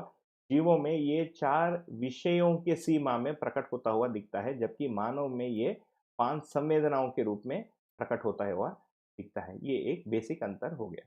नेक्स्ट लाइन, जीवात्मा एवं ज्ञानात्मा के शरीर संरचना में अधिकांश समानता रहते हुए भी ज्ञानात्मा के शरीर में जीवात्मा की अपेक्षा शब्द, स्पर्श, रूप, रस, गंधेंद्रियों में विशिष्टताएँ हैं ही। ये तो क्लियर है। तो जीव आत्मा या जीवावस्था, है ना? मतलब जानवर, जीव जानवरों के शरीर तथा मानव के शरीर में समानता रहते हुए भी पंच इंद्रियों में हमको विशिष्टता दिखती है। तो जितना फाइनली हम आँखों को यूज़ कर पाते हैं ज्ञान इंद्रियों के रूप में और कैसे जैसे भोजन में मिठास को भेद कर पाना, भिन्न प्रकार के मिठासों को भेद कर पाना, है ना? जो 5-6 टेस्ट, 8 टेस्ट हमारे में बने हुए हैं, है ना? फिर सम फ्रीक्वेंसी में जो भेद कर पाते हैं, ये फिर जीव अवस्थाओं के तो ये के में संभव नहीं है। तो ये शरीर के रचना के कारण हो रहा है और इसके अनुसार ले पा रहा है, ये वाली एक बात है। ठीक है? ऐसे शरीर द्वारा प्रत्येक ज्ञानात्मा उत्पादन व्यवहार मेरा एक निवेदन है, फ्रीज़ होता है, तो क्या होता है मेरा कमेंट विंडो भी फ्रीज़ हो जाता है, तो मुझे पता भी नहीं चलता। जैसे अभी फ्रीज़ हो गया, मैं अपना फ़ोन पास में रखा हूँ, तो यदि फ्रीज़ हो जाता है आपको एक मैसेज एक एसएमएस या व्हाट्सऐप जिन लोगों के पास शायद राकेश भाई को मैं रिक्वेस्ट कर सकता हूँ, तो I will just keep my message SMS window open तो यदि दैट गोज़ आप एक एसएमएस डाल दीजिए then I can see what to do ठीक, ठीक क्योंकि ये वापस फ्रोज़न दिख रहा है ये विंडो मेरा, ठीक। तो हम कहाँ पर थे? ऐसे शरीर द्वारा 2-5 ज्ञानेंद्रियों से युक्त है। ऐसे शरीर द्वारा प्रत्येक ज्ञानात्मा उत्पादन, व्यवहार, व्यवसाय, उपयोग, उपभोगात्मक कलापों को स्वयं के आशा, विचार, इच्छा, संकल्पानुरूप करता है। तदनुसार उसमें वैचारिक परिवर्तन, परिमार्जन होता है।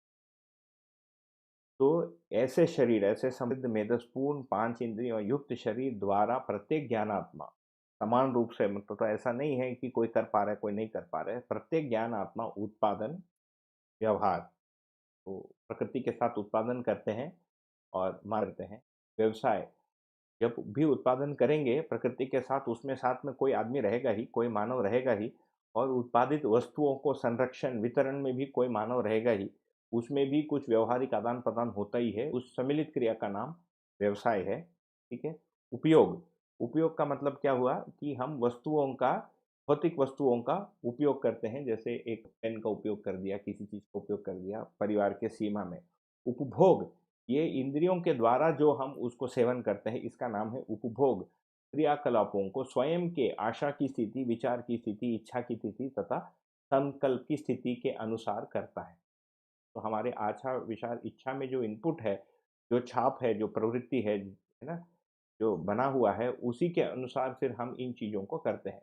जैसे उदाहरण के रूप में मुझ में यदि उत्पादन की प्रवृत्ति नहीं है, किस भी कारण से, शरीर के कारण से या आदत के कारण से, अभ्यास के कारण से शिक्षित होने के कारण से, तो उसकी इच्छा ही नहीं है और मन वैसे कार्यशील करने के लिए तैयार ही नहीं है, इसीलिए फिर उत्पादन में अप्रवृत्ति के रूप में दिखेगा। किसी में वही दूसरे किसी मानव में उत्पादन की प्रवृत्ति बनी हुई रहने के रूप में दिखती है। ये इच्छा की स्थिति के अनुसार होता है। इसमें बुद्धि का भी रोल होता है संकल्प के अनुरूप, है ना? तो वो बुद्धि के अनेक अवस्थाओं के रूप में अल्प विकसित, अर्ध विकसित और पूर्ण विकसित के रूप में हम बुद्धि के 3 अवस्थाओं को मानव व्यवहार दर्शन के 17वें अध्याय में हम अध्ययन किए हैं।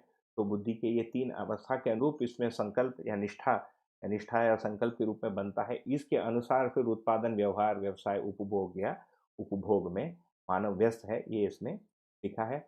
इसके साथ फिर उसमें परिवर्तन और परिमार्जन होता है। किसमें? इच्छा, विचार, आशा में।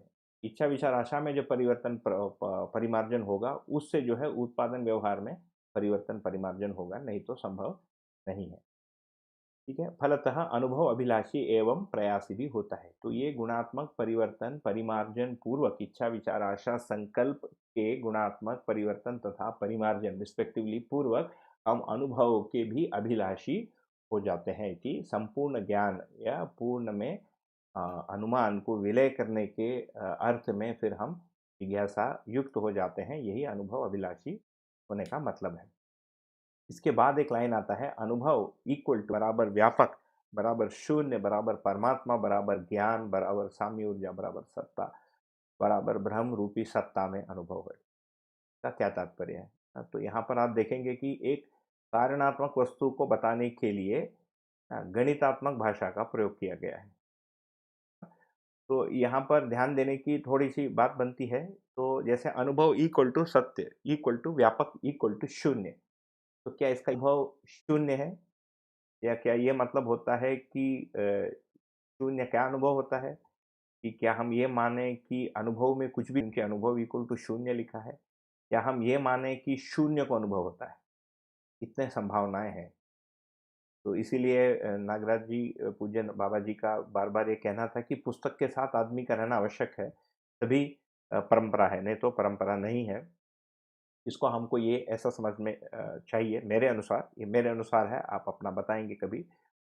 अनुभव जो है सत्य में से के लिए होता है, सत्य में, व्यापक वस्तु को सत्य कहा है, तो जीवन में आत्मा में जो अनुभव होता है वो सत्य में रहते हुए, सत्य को समझने के लिए, है ना, सत्य में भीगे रहने से इन्हीं चीजों का ज्ञान आत्मा को होता है। यही अनुभव इक्वल टू सत्य का मतलब है। तो इस सत्य का, परम सत्य का अनुभव जो आत्मा में होता है, इसमें सत्य को व्यापक रूप या व्यापक ही सत्य है ये भी समझ में आता है। हाँ, या व्यापक ही सत्य का आधार है, व्यापक ही वो अपरिवर्तनीय वस्तु है। तो ये एक क्वेश्चन बन सकता है हमारे मन में ही कि व्यापक वस्तु को सत्य क्यों कहा, है ना। सत्य को यदि कहेंगे, देखेंगे तो दर्शन में तो स्थिति सत्य, वस्तुगत सत्य और वस्तु स्थिति परिभाषित किया गया है। तो सामान्य तर्क से भी यदि हम देखेंगे, हम उस वस्तु को सत्य कहेंगे जो अपरिवर्तनीय है, नहीं है, ठीक। तो कोई भी बदलने वाली चीज को फिर हम सच्चाई नहीं कहेंगे। जैसे ये लैपटॉप इधर है तो कल चले गया, तो ये सत्य हुआ कि नहीं हुआ? इस समय तो था बट अब नहीं है। तो जब मैं अब देख रहा हूँ, उस समय लैपटॉप नहीं है, तो तब था कि नहीं? ऐसे मन में एक कल्पनात्मक एक प्रश्न चिन्ह बन सके। तो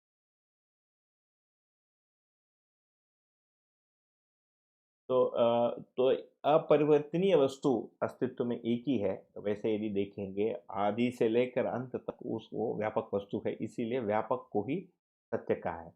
व्यापक को यदि देखेंगे, स्वयं में वो क्रिया शून्य है, उसके आगे का इक्वल टू साइन, ये सभी आत्माओं का आधार है, इसीलिए इसका नाम परमात्मा है ना। आत्मा अस्तित्व का सबसे विकसित अंश है, इस अर्थ में कि वो गठन पूर्ण परमाणु के मध्यांश में पाया जाता है, by virtue of its position, है ना, it is the most developed.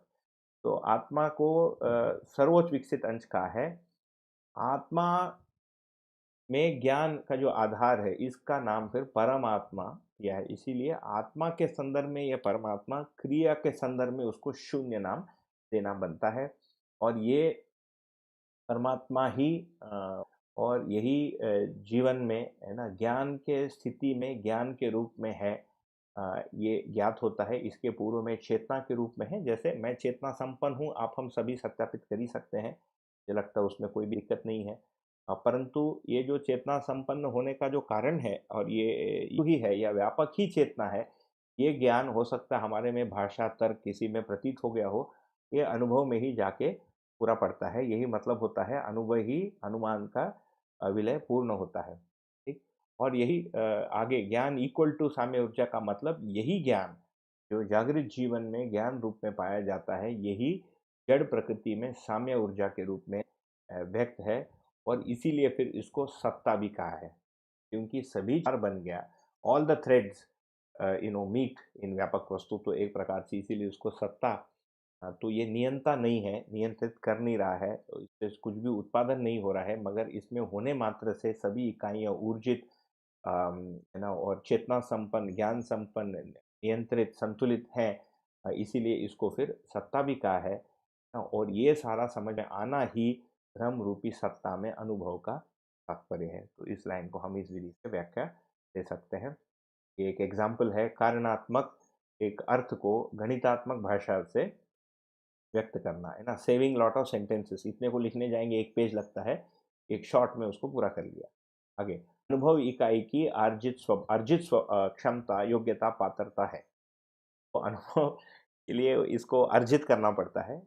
तो जैसे आप हम कर ही रहे हैं, है ना, तो इसमें हमको क्षमता को बढ़ाना पड़ता है, और उसी का नाम साधना है। इसका दूसरा अर्थ बनता है कि कहीं से तुमको मिलेगा नहीं, है ना। यू हैव टू डू अनुभव, nobody is going to give it to you. वैसे ही साक्षात्कार आपको करना पड़ेगा, कोई कराएगा नहीं, आपकी आवश्यकता है तो बनेगी, नहीं तो नहीं बनेगी। तो बहुत ही वेरी क्लियर, इसमें कोई भी एम्बिग्विटी नहीं है, ठीक।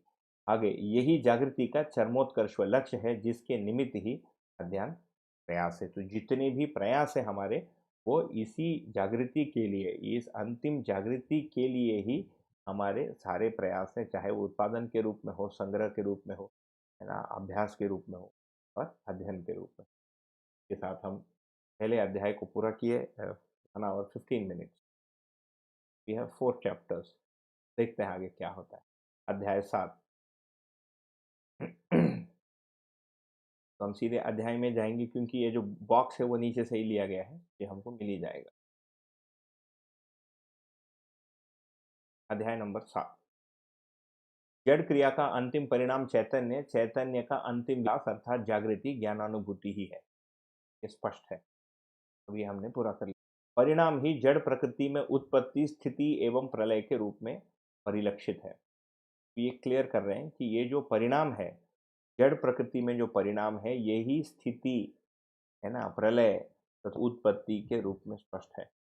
तो ये जो परिवर्तन या परिणाम हो रहा है, ये जड़ प्रकृति में हो रहा है, चैतन्य इसको करा नहीं रहा है। ये भी एक इम्पॉर्टेंट पॉइंट है कि दर्शनों में हम देखते हैं कि वहाँ पर स्थिति और प्रलय और की बात है, कई उस वो जो है भ्रम करवा रहा है या ईश्वर से हो रहा है, ऐसा सुनने में आता है। विचारधारा दर्शन कोई भी हम कहें दूसरे, फिर ये भी सुनने में आता है कि ये जो चैतन्य है, चैतन्य के पूरे या चैतन्य के किसी संकल्प के कारण ये चीजें हो रही है, ये ईश्वर में किसी संकल्प के कारण ये हो रही।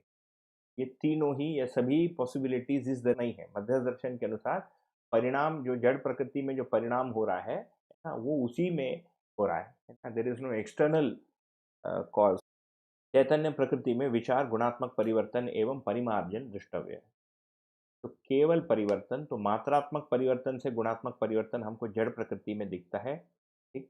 और गुणात्मक परिवर्तन मात्र बिना मात्रात्मक परिवर्तन का हमको चैतन्य प्रकृति में दिखता है। यही आगे जाके किसी स्टेज के बाद इसको परिमार्जन है।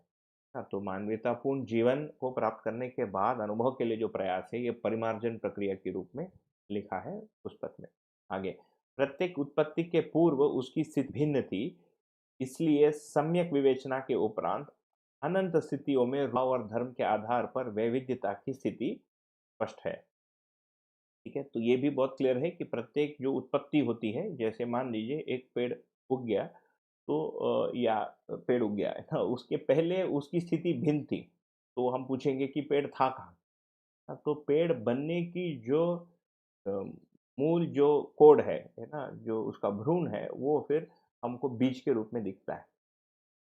और फिर वातावरण से पदार्थ को इकट्ठा करके उसके योगफल में वातावरण के दबाव में फिर वो पेड़ फलित होता है।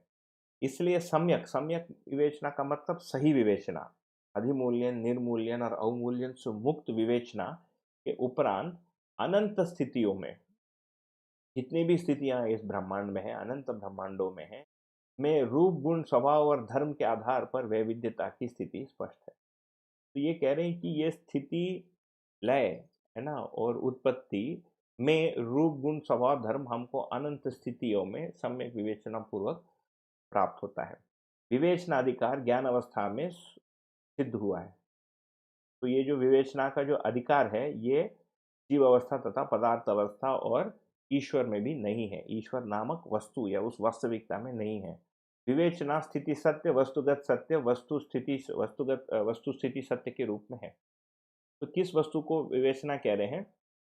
विवेक पूर्वक जो विश्लेषण होता है, विवेक का मतलब है कि सत्यासत्य है ना, नित्यानित्य में भेद कर पाना। इसके ज्ञान सहित सत्यासत्य, नित्यानित्य, ये सारी चीज़ों में जो हम भेद कर पाते हैं, इसके साथ जो विश्लेषण क्षमता हमारे में बनती है, इसका नाम है विवेचना। तो विवेक पूर्वक विश्लेषण हमको क्या समझ में आता है? ये स्थिति सत्य है, ये समझ में आता है। ये वस्तुगत सत्य समझ में आता है, और ये वस्तु स्थिति सत्य ये समझ में आता है। जैसे आज के दिन यदि हम देखें, जैसे मैं अभी ये बात आपको बता रहा हूँ, अब ये हो भी सकता है कि मुझ में विवेक हो, ये भी हो सकता है कि केवल विवेक ऐसा है, ये मुझ में उसका स्वीकार हुआ हो, उसके साथ फिर हमारा विश्लेषण है। तो विवेक एक प्रकार से एक समझ है, मूल में एक अवधारणा है, जिसके फलन में फिर विचार या तर्क का नियोजन होता है।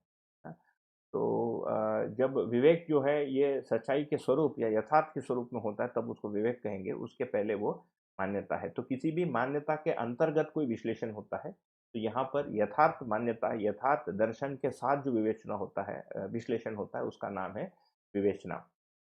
तो उसमें फिर ये जो भी स्थितियाँ हैं, रूप, गुण, स्वभाव, धर्म को ही लेकर फिर हम वस्तुगत सत्य, वस्तुस्थिति सत्य तथा स्थिति सत्य के रूप में हम समझते हैं, है ना? तो स्थिति सत्य का मतलब है सत्ता में संप्रयुक्त जड़ चैतन्य प्रकृति के रूप में है। वस्तुगत सत्य का मतलब रूप, गुण, स्वभाव, धर्म का होना तथा इसका अविभाज्य होने के अर्थ में है, और वस्तुस्थिति सत्य का मतलब देश, दिशा और काल को सामयिक तथ्य के रूप में हम इसको पहचानते हैं। फिर कहते हैं विवेक गुण स्वभाव और धर्म में से के लिए ही है ना? और किसी वस्तु का विवेचना फिर हो नहीं सकता। ये भी एक बड़ा ये है, क्योंकि परंपरागत विधाओं में विवेकोदय, है ना? फिर एक पुस्तक मैंने बहुत पहले पढ़ी थी, 10-12 वर्ष पहले, विवेक चूड़ामणि बोल के, डिटर्मिनेशन, कि हम सत्यासत्य में भेद कैसे कर पाएँ। मुझे लगता है कि इस अनुभव दर्शन में जो लिखा है और विवेक चूड़ामणि पुस्तक में जो भिन्नता है, सही क्या है, गलत क्या है, वो तो हर साधक, हर अनुभवकर्ता तय करेगा। इसमें भेद है, ये तो हमको काफ़ी स्पष्ट रूप में दिखता है। कई जगह भाषा, तर्क और किन्हीं चीज़ों में समानता भी दिखती है, कई जगह भेद भी दिखता है, कई जगह बिल्कुल ही विपरीत स्टेटमेंट भी दिखते हैं। ये दूरी हमको इन 4-5 लाइन से हमको समझ में आता है। तो विवेचना अधिकार यहाँ पर रूप, गुण, स्वभाव, धर्म के अंतर्गत ही है, ये हमको इस रूप से समझ में आता है। उत्पत्ति, हम रूप, गुण, स्वभाव, धर्म क्या है इसकी डिटेल में भी नहीं जाएँगे, वो आगे आप किसी बुक में देख लेना। उत्पत्ति, स्थिति और प्रलय की गणना एवं रासायनिक परिणाम व परिवर्तन की सीमांतवर्ती है, जो मरणशील है, अर्थात अग्रिम परिणाम भावी है। ठीक है? तो जो भी उत्पत्ति, स्थिति और जो भी गिनती करते हैं, ये केवल जगत तक ही सीमित है। हाँ, और इसका जो अंतिम परिणाम है, वो क्या है? वो परिवर्तन के रूप में ही है। तो ये मरणशील है, किस अर्थ में कह रहे हैं? उसका स्वरूप में परिवर्तन हो जाना, ठीक है? तो इसका अस्तित्व धर्म रहते हुए, उसमें रूप परिवर्तन की कनेक्शन सक्सेसफुल आ गया। चलिए।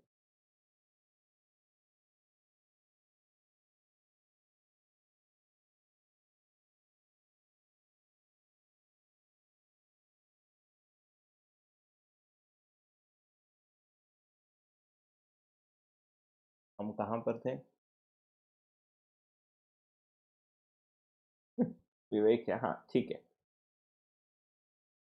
5 मिनट। ये पाठक जी, पूर्णिमा वाजपेयी दीदी, आटा जी, फाल्गुनी दीदी, सीमा यादव जी, आप सभियों के कुछ भी एक भी वो नहीं आया कमेंट। यहाँ बंद हो जाता तो कमेंट भी गोल गोल घूम जाता है, कुछ कर नहीं सकते। ठीक है, आगे बढ़ते हैं। हमारे पास ये तो बता रहे हो गया टाइम, रोक ही लेते हैं जब इतना हो। चैतन्य सदा ही जागृति क्रम जागृत है ना, इसको हम लोग रोक लेते हैं। कल हम पुनः मिलेंगे 9:30 बजे। ये मैं देख लूँगा पेज नंबर 38 पे, हम लोग 38 के मध्य तक आए, तो हम 38 के मध्य तक हम रोक लेते हैं और कल आपसे मिलेंगे। सुनने के लिए धन्यवाद। नमस्ते।